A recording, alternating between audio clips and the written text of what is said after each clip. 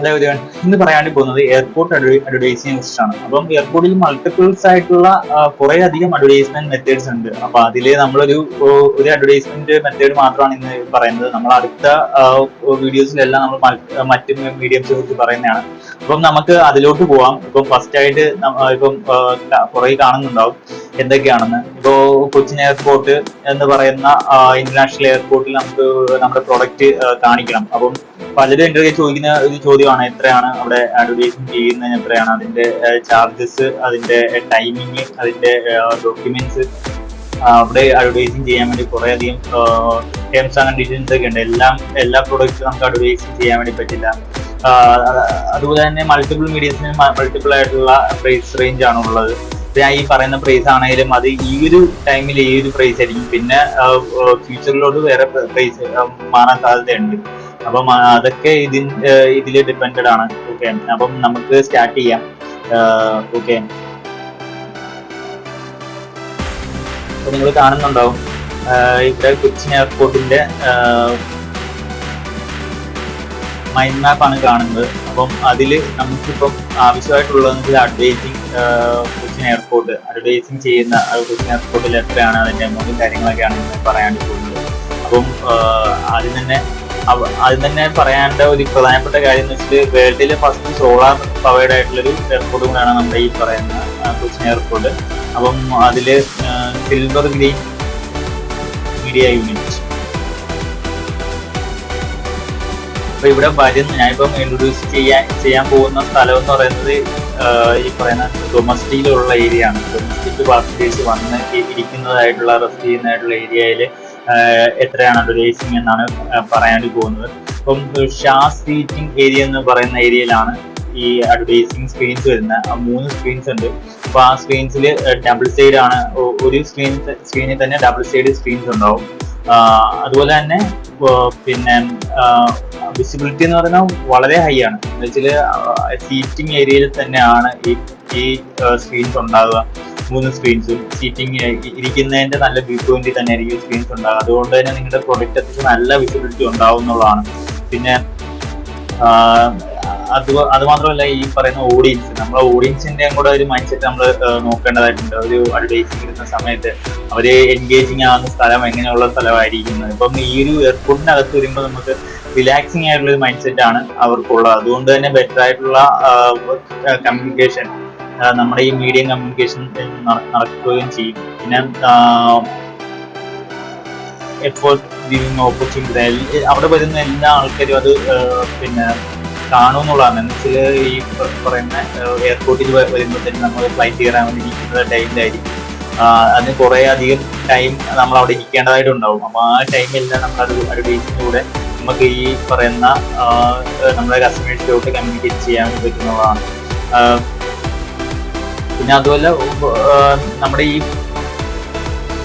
ഈ മീഡിയംസ് ഉണ്ട്. അപ്പം ഈ എയർപോർട്ട് മീഡിയംസിൽ അതിന്റെ ഡീറ്റെയിൽസ് ആണ് ഇനി പറയാനായിട്ട് പോകുന്നത്. ഓക്കെ, അപ്പം ഈ ഒരു സ്ക്രീൻസിന്റെ സൈസ് എന്ന് പറയുന്നത് 20x4 എന്ന് പറയുന്ന സൈസിലാണ് നമുക്ക് ഈ സ്ക്രീൻ വരിക. നിങ്ങൾക്ക് കാണാൻ വേണ്ടി സാധിക്കും. അതുപോലെ തന്നെ ഇതൊരു DOH യൂണിറ്റ് ആണ്. DOH എന്ന് വെച്ചാൽ ഡിജിറ്റൽ ഔട്ട് ഓഫ് ഫോം എന്ന് പറയുന്ന ഒരു യൂണിറ്റ് ആണ് അവിടെ ഉള്ളത്. ഓക്കെ, അതിൽ 12 സ്ലോട്ട്സ് ആണ് ഓരോ യൂണിറ്റിൽ. എന്നുവെച്ചാൽ 12 ബിസിനസ് അഡ്വർടൈസ്മെന്റ്സ് ഓരോ സ്ക്രീൻസിലും കാണിക്കും. ചിലപ്പോൾ 12 ഒന്നും ഉണ്ടാവില്ല.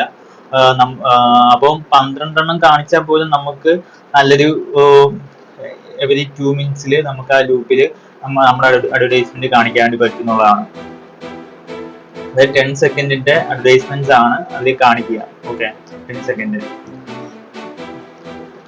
പിന്നെ അതിന്റെ ഏറ്റവും പ്രധാനപ്പെട്ട കാര്യം എന്ന് വെച്ചാൽ ഇതിന് എത്രയാണ് റേറ്റ് എന്നുള്ളതാണ്.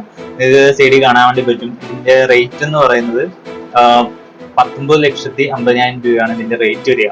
അറൗണ്ട് 20 lakhോളം കോസ്റ്റ് വരുന്നുണ്ട് 1 മന്തിലോട്ട് ഇവിടെ അഡ്വർടൈസിങ് ചെയ്യാൻ വേണ്ടി. പ്ലസ് GST വരുന്നുണ്ട്. പിന്നെ ഈ പ്രിന്റ്, ഇപ്പൊ ഇത് DOH ആണ്. ഓക്കെ, ഡിജിറ്റൽ സ്ക്രീൻസ് ആണ്. പക്ഷെങ്കിൽ DOH അല്ലാതെ OOH എന്ന് പറയുന്ന സെഗ്മെന്റ് ഉണ്ട്. ഇതിൽ ഈ പറയുന്ന പണ്ടത്തെ പോലത്തെ ഫ്ലെക്സ് പോലത്തെ വലിയ ബോർഡ്, കോഡിങ്സ് എന്ന് പറയും. അപ്പൊ ആ ഹോർഡിങ്സിൽ അഡ്വർടൈസിങ് ചെയ്യാൻ വേണ്ടി അഡീഷണൽ ആയിട്ട് മൗണ്ടിങ് ചാർജും അതുപോലെ പ്രിന്റിംഗ് ചാർജും ഉണ്ടാവും എന്നുള്ളതാണ്. അപ്പം നിങ്ങൾക്കത് ഞാൻ അടുത്ത വീഡിയോസിലൊക്കെ ഇതിന്റെ കാര്യങ്ങളൊക്കെ ഞാൻ ഡീറ്റെയിൽ ആയിട്ട് പറയുന്നതാണ്. അത് എയർപോർട്ടിൽ ചില സ്ഥലങ്ങളിലൊക്കെ വെച്ചാണ് ഇരിക്കുന്നത്, ഹോർഡിംഗ് ആണ് ഇരിക്കുന്നത്. അപ്പൊ അതിന്റെ ഡീറ്റെയിൽസ് ഞാൻ പറയുന്നതാണ്. അപ്പൊ ഇത് ഇത്രയാണ് ഇവിടെയുള്ള ഡീറ്റെയിൽസ് എന്ന് പറയുന്നത്. പിന്നെ അഡ്വർടൈസിങ് പോളിസി എന്ന് പറയുമ്പം നമുക്ക് കാണാൻ വേണ്ടി കഴിയും.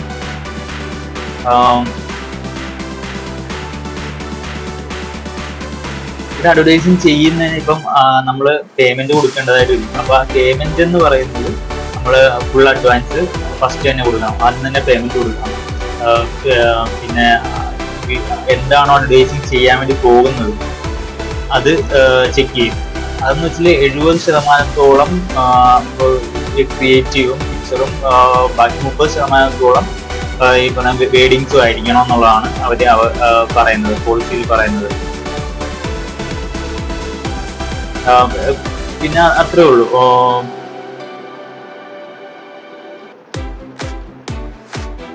ഞാൻ ഇതിന് വേണ്ടിയിട്ട് ജസ്റ്റ് സെറ്റ് ചെയ്ത് വെച്ചതാണിത്.